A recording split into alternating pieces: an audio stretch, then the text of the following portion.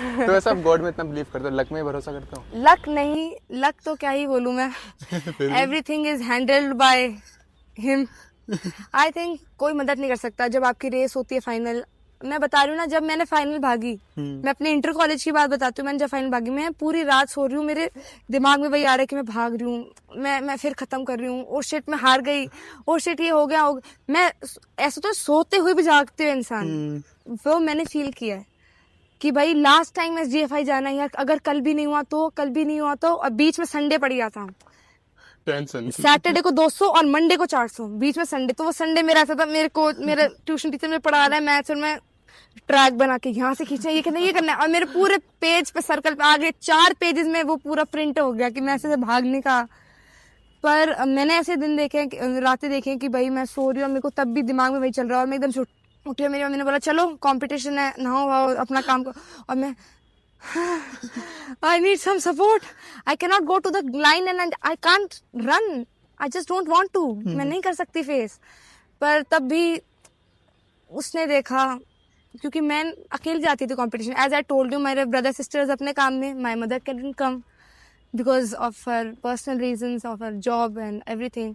सो मैं हर जगह अपने आप गई हूँ, अपना बैग टांग के, जो भारी होता था काफी और अपनी उम्मीदों का बक्सा लेके अपने साथ कि भाई ये तो करना है, ये तो करना है। मेरी मम्मी बस इतना बोलती है, तो शानी अच्छे से करना, देख ले, भगवान का नाम ले, राधा रानी का नाम ले, ओम नमः शिवाय हो जाएगा। और तो मैंने ये सीखा है बचपन से कि God has always help me. मैं अपने एक्सपीरियंस बता रही हूँ, मैं सच्ची कहानियां बताऊंगी आपको। देयर आर मोर स्टोरीज जो आप सोचोगे कि ये कैसे हुआ, मतलब हाउ डिड दिस हैपन। पर वो हुआ है because God has always help me and he will always. तो एथलीट्स का सोर्स ऑफ फंडिंग क्या होता है? सोर्स ऑफ अर्निंग क्या होता है? किस तरीके से पैसे कमा सकते हैं? There are many ways. आप अगर अच्छे एथलीट हो तो, और अगर you are good in studies also, अगर चाहते हो कि आप अपनी एथलेटिक्स की जर्नी को आगे कैरी फॉरवर्ड करना चाहते हो, not as a athlete but as a coach और एज अ मेंटोर, तो आप अपने अच्छे से कोर्सेज लाइक BPEd MPEd करके, NIS करके आगे जा सकते हो। अच्छे अच्छे इंस्टीट्यूशंस लाइक ग्वालियर, या फिर you can go to IGI।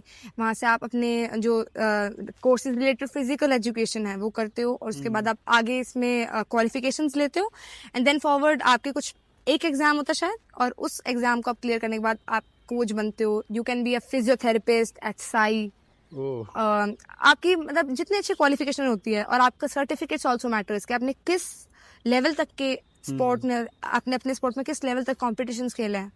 अगर आप अच्छे बहुत एलीट एथलीट बन गए कि आपके सीनियर फेडरेशन में, सीनियर नेशनल में मेडल आ रहा है, अंडर 23, अंडर 25, तो आपको, और आपकी मतलब पढ़ाई भी ठीक ठाक है, ज्यादा अच्छी भी नहीं पर ठीक ठाक है, तो आपको रेलवेज, इनकम टैक्स, ऐसे जो हमारे गवर्नमेंट जॉब्स हैं वो हायर कर लेती हैं। अगर आपके इंटरनेशनल मेडल है और आपकी पढ़ाई भी ओके है, तो फिर वो ले लेती है। आप तो टॉपर हो। मैं तो टॉपर साई कब जा रही हो फिर? Sai again I am just focusing, जो मेरा कोच हर दिन मुझे कह रहा है, again I am telling you, अभी मैं फिलहाल इस फेज में लाइफ के कि I am like this, but I am trying my 110%, अपने हाथ पैर मार के, कहीं भी मार के, I am trying to make a way, and I am sure that there will be a way. I am very sure. तो जाओगे आप साई? बिल्कुल कब, ये तो बताओ। बिल्कुल। तो कोच का कैसा रोल रहता है आपकी लाइफ में? कोच के बिना हम क्या है, हम कुछ नहीं है कोच के बिना। मेन रोल कोच ही सब कुछ है। कोच ही आपको बताता है, कोच आपको बिगाड़ सकता है, कोच आपको बना सकता है। कुछ कोच कहते हैं कि हाँ अगर अच्छा ना लगे रेस्ट करो, दर्द हो रहा है रेस्ट करो। हमारे कोच दर्द हो रहा है स्पाइक्स पहन के वापस again to the track, to the mark. तो पता कैसे करें कि कौन सा अच्छा कोच है, कौन सा बेकार है? मतलब जैसा मिलने जाएंगे किसी कोच से, वो तो ये बोलेगा भाई मैं तो बेस्ट हूँ, पता कैसे करेंगे कि अच्छा है? आपको वो ऐसे बोलेंगे, कुछ कोच तो ऐसे होते हैं जो आपको थोड़ा हल्का लेते हैं कि बच्चा है अभी, कोई बात नहीं, अभी सीनियर एथलीट्स पे ध्यान देता हूँ।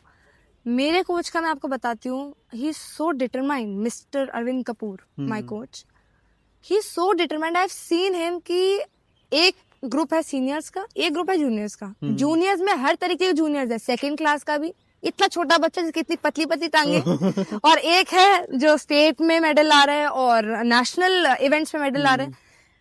जब सर उसको सिखा रहे हैं जूनियर को, तो सीनियर वेट करेगा हम्म। और सर उसको वैसे सिखाते हैं, हाथ ऊपर, ओए तू हाथ क्यों नहीं ऊपर करता, ओ, शक्ल नीचे, हम्म। पूरा हाई नहीं कर, हाई नहीं कर। तो मैं देखती हूँ कि यार वो इतना छोटा बच्चा है, अगर मैं भी होंगी तो मैं ऐसे ऐसे बोलूंगी कि अभी तू छोटा है, अभी तू 1 आध साल ऐसे ही भाग रगड़ और फिर ध्यान बाद देते में हैं। देखेंगे। तो मेरे कोच वही पकड़ लेते हैं कि नहीं ऐसे नहीं करना, अच्छे से करो, साइड मतलब गलतियां पूरी, जैसे हमें डंडियां पड़ रही हैं वैसे उनको भी उन्हीं चीज की वो होती थी, इक्वल है, इक्वल। बिल्कुल इक्वल, बिल्कुल इक्वल। हम रेपिटेशन में मार खा रहे हैं कि ओ तू इतना क्यों नहीं करे, उनका हमसे थोड़ा कम होता है workout as per their age, as per their you know power, पर उनको वैसे ही डांट पिटती है, वही सारे काम होते हैं कि भाई टाइम पे नहीं लगी वापस जाओ, दोबारा स्टार्ट। स्ट्रिक्टनेस वही और सिंसियरिटी वही। तो that is the role of a coach कि वो आपको फॉर ग्रांटेड नहीं ले रहा है, he is taking you as a individual athlete.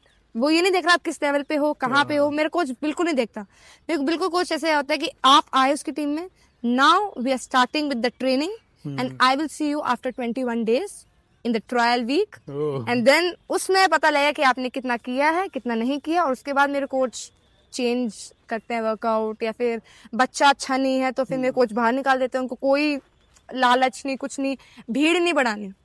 अगर आप दिल से कर सकते हो तो करो, करो, वरना मेरे कोच बिल्कुल ऐसे कहते हैं कि मेरे को अपनी पावर वेस्ट नहीं करनी, क्योंकि I have elite athletes but I am giving time to you, so you should give back. वैसे